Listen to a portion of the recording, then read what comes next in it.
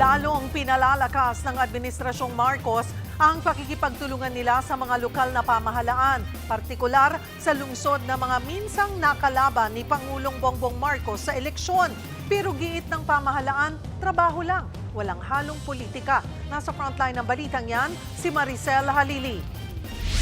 Ang mga dating nakatunggali ni Pangulong Bongbong Marcos sa pagkapangulo, ngayon iparating ninyo ang init ng inyong palakpak at pasasalamat kay President Bongbong Marcos Jr. Pasasalamat yan ni Mayor Isko Moreno sa 500 million pesos na pondo para sa pagpapatayo ng Allied Health and Science Building sa pamantasang lungsod ng Maynila.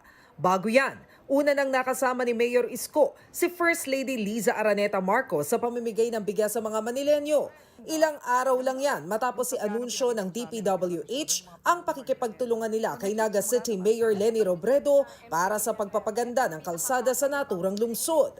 Gayon din ang pagpapalakas sa programang pabahay. For a very long time, hindi natin nakita na ganito ka-aggressive yung national government as far as housing is concerned.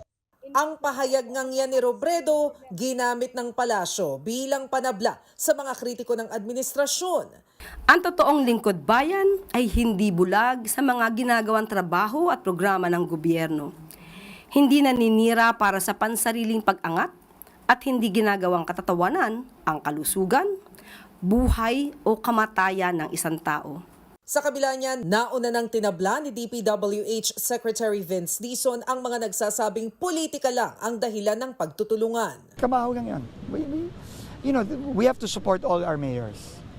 Ngayong araw, nasa Quezon City naman si Pangulong Marcos kasama si Secretary Dizon. Personal nilang ininspeksyon ang flood control project sa Barangay Tatalon sa may G. Araneta Avenue.